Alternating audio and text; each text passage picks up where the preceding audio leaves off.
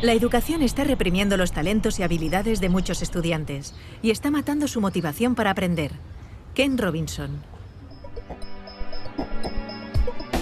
En los últimos 50 años, las esferas económica, cultural y personal han dado un vuelco en el mundo entero. Y sin embargo, los sistemas educativos no han movido un ápice sus programas y sus objetivos. ¿Por qué se aburren los niños y niñas en el colegio? ¿Por qué llegan al mundo adulto sin tener idea de sus propios talentos y capacidades? El líder en educación y creatividad, Ken Robinson, llama hoy en redes a demoler una educación nacida para y por las sociedades industriales. La sociedad de la información actual necesita jóvenes creativos y motivados. En mi opinión, la educación, desde la guardería hasta la formación de adultos, tiene en líneas generales 3 objetivos. O por lo menos debería tenerlos. Uno de ellos es económico. Es innegable que una de las grandes expectativas que tenemos sobre la educación es que si alguien tiene estudios, estará en mejor posición para conseguir un trabajo y la economía se beneficiará. Por eso invertimos tanto dinero en la educación. Y ahora no es así. El problema es que las economías del mundo han cambiado diametralmente en los últimos 50 años. El mundo cada vez está más dominado por los sistemas de información. Estamos inmersos en una economía de servicios y la industria se ha trasladado fuera de Europa. Ahora mismo se ubica mucho más en Asia. Por consiguiente, económicamente, el mundo de ahora no tiene nada que ver con el mundo en el que tú y yo crecimos. La revolución industrial forjó nuestro mundo, pero también fraguó nuestros sistemas educativos. Tenemos un sistema de educación industrial. Es un modelo de la educación basado en la producción. El segundo gran reto educativo es de índole cultural. Una de las cosas que esperamos de la educación es que ayude a las personas a comprender el mundo que les rodea y a desarrollar un sentimiento de identidad cultural, una idea sobre su lugar en el mundo. Sí. Si analizamos los sistemas educativos de todos los países, en España no hay duda de que esa expectativa está presente en el sistema de enseñanza. Se pretende ayudar a los alumnos a conocer mejor la cultura española y lo mismo sucede en el resto del mundo. Es una gran expectativa de la educación. El problema es que el mundo también se ha transformado culturalmente en los últimos 50 años. No tiene nada que ver con el mundo en el que crecimos. Cada vez es más interdependiente, más complejo y también más peligroso culturalmente en algunos aspectos, más intolerante en ciertas cosas. El tercer gran objetivo de la educación es personal. Lo saben los que tienen hijos, pero también cualquiera que esté vivo. Una de las cosas que esperamos de la educación es que nos ayude a convertirnos en la mejor versión de nosotros mismos, que nos ayude a descubrir nuestros talentos, nuestras destrezas. Y creo que la educación ha fracasado estrepitosamente en ese sentido, puesto que muchos acaban sus estudios sin descubrir lo que se les da bien, sin averiguar jamás sus talentos. Muchos pasan por la escuela y llegan a la conclusión de que carecen de cualquier talento. Y esto sucede porque en el fondo tenemos una visión de las aptitudes muy limitada. También ha habido cambios en ese sentido. Vemos pues que hay cambios en nuestra noción de inteligencia, pero también en la cultura que ha cambiado y se ha complicado, por no hablar de hasta qué punto se ha revolucionado económicamente el mundo.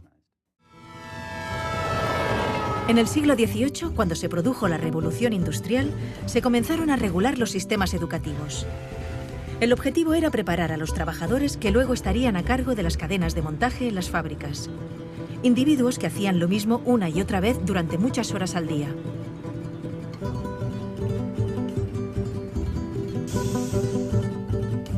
La escuela que se inventaron seguía ese patrón. Todos los niños repetían y repetían de memoria determinados conocimientos.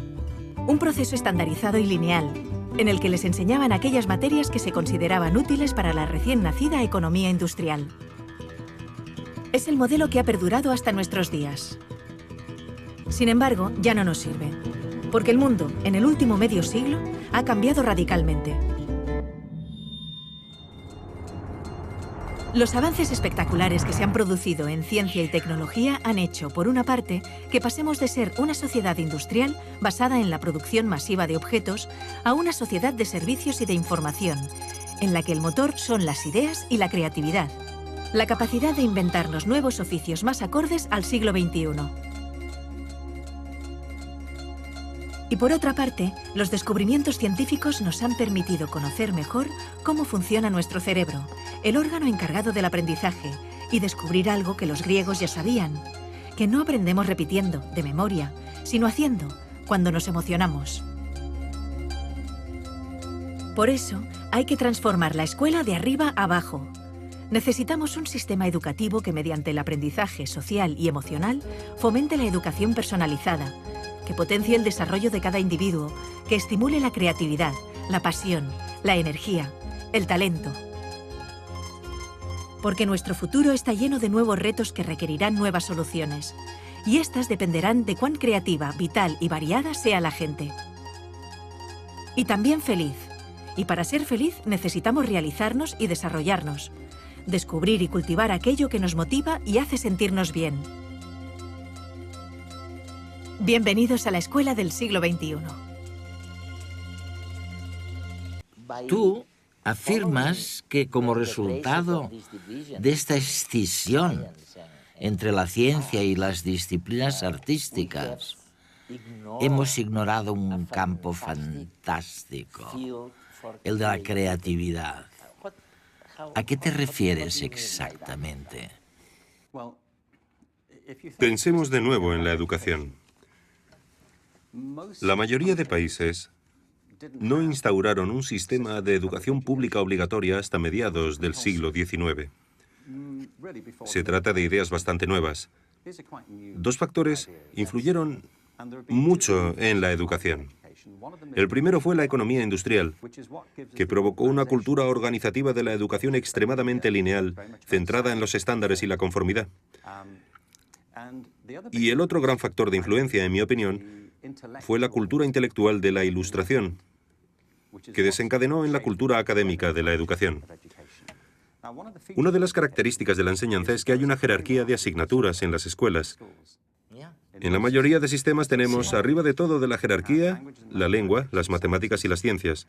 Un poquito más abajo están las humanidades, como la geografía y los estudios sociales, o la filosofía, cuando se enseña. Y debajo de todo están las disciplinas artísticas.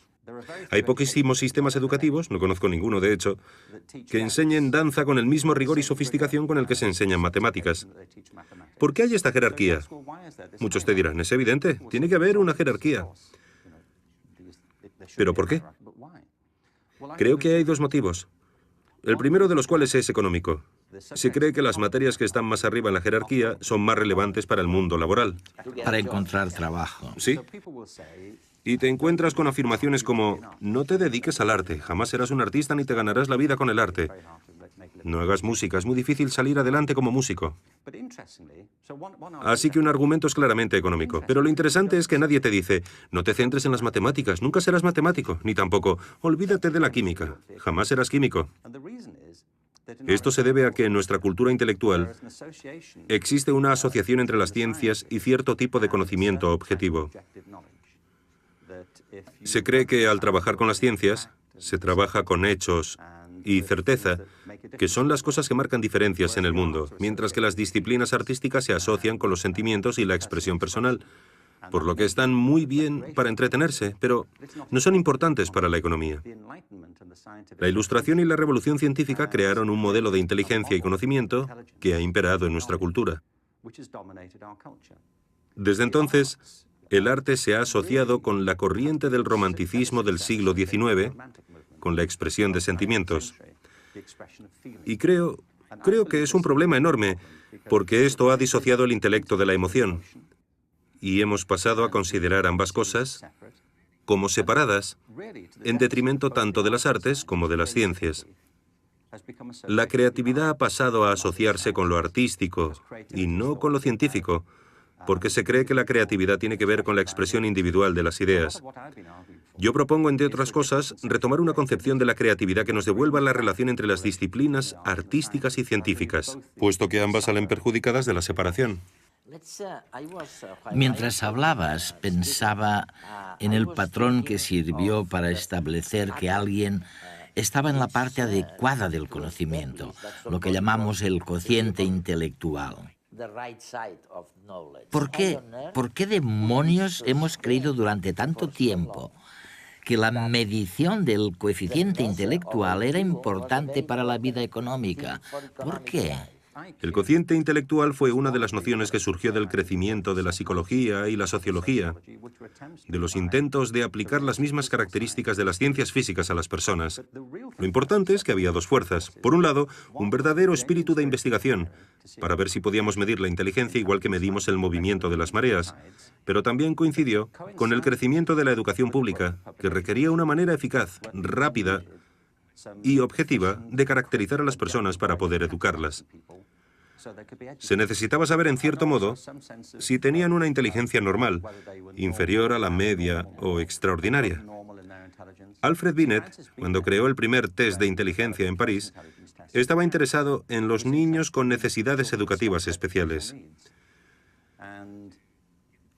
Para descubrir cuáles eran sus necesidades, necesitaba tener una idea de cuál era la capacidad media. Este era el objetivo inicial. No obstante, los test de inteligencia se volvieron fundamentales para la categorización de alumnos en las escuelas públicas, pero también para la selección en el ejército. Se han convertido en un mito, me parece. Han pasado a formar parte de nuestro léxico cultural como si fueran objetivos. Una de las organizaciones más importantes que hay es Mensa, la organización de personas con cocientes intelectuales altos. Y me parece estupendo, no voy a criticar a Mensa, pero me planteo si esto es así realmente. En realidad, el test de inteligencia solamente mide la capacidad de hacer test de inteligencia. Hay personas a las que estos test se les dan muy bien. Si queremos saber lo inteligente que es alguien, por lo menos deberíamos aceptar que la inteligencia entraña mucho más de lo que se puede medir en un test de inteligencia. ¿No deberíamos incluir también otras preguntas? Como por ejemplo, ¿sabes componer una sinfonía? ¿Sabes interpretarla? ¿Gestionar un negocio de éxito? ¿Sabes bailar? ¿Sabes escribir una poesía que conmueva a los lectores y les haga llorar? ¿Tienes empatía? La empatía, sí. Si el ser humano solamente tuviera las habilidades que se miden en los test de inteligencia, la mayor parte de la cultura humana jamás habría existido. Yo no querría vivir en un mundo así. ¿Tú sí? No. Tenemos una visión de la inteligencia muy reduccionista.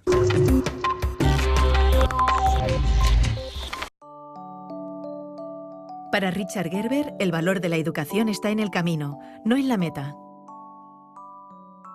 En cierto modo hemos olvidado que lo bueno de la educación está en realidad en la experiencia, en el momento, en la alegría de descubrir algo, en la satisfacción de tener una pregunta y poder buscar una respuesta, y no necesariamente en la propia respuesta. Creo que muchos niños y muchos profesores en el sistema educativo se sienten frustrados porque, por culpa de las presiones y la obsesión por los resultados, la magia del viaje se ha disipado. Me parece que este es el motivo por el que cada vez hay más niños que abandonan los estudios enseguida que pueden, porque no ven en ellos ninguna pasión, ninguna emoción. Y es a raíz de esta fijación con el destino final que ignora la alegría de lo que pasa por el camino. Pero, ¿cómo voy a estar atento en clase? Datos y datos, fórmulas, información... Si ya no me acuerdo de lo que estudié el año pasado. Que si la capital de Ecuador es Quito... Pero estoy seguro que eso está en Google. Me parece que nos enseñan igual que antes. Nos educan igual que a mis padres y a mis abuelos. Y a los padres de mis abuelos. Así es difícil estar motivado. Ahora se ha puesto de moda decir que tenemos TDA, porque creen que no atendemos en clase. Algunos niños sí que tienen un problema y necesitan pastillas. ¡Toma pastillas! Pero a otros lo que nos pasa es que estamos muy aburridos. Porque con las cosas que nos gustan podemos pasarnos horas y horas. ¿Por qué en lugar de darnos pastillas no intentan motivarnos? Para que seamos creativos, para que inventemos, para que soñemos, que nos den ganas de aprender.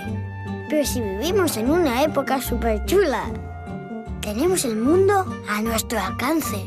Con un clic, yo me paso horas navegando por internet, mirando vídeos, jugando. No sé, es que en el cole me duermo. Piensen en ello. Ahora mismo, nuestra generación, y con esto no me refiero a ti y a mí, sino a toda la generación de personas que habitan en la Tierra ahora, a todos los que convivimos en el planeta, Tenemos que enfrentarnos a retos que carecen de precedentes en toda la historia de la humanidad. Uno de los motivos por los que defiendo con tanta pasión que hay que modificar la educación y replantearse la creatividad es porque me parece que, a no ser que cambiemos nuestra manera de pensar en nosotros mismos, no estaremos a la altura de los desafíos a los que nos enfrentamos ahora.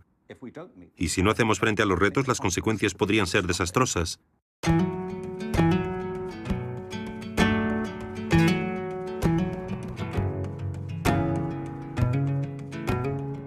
Si no estás dispuesto a equivocarte, nunca llegarás a nada original. Ken Robinson.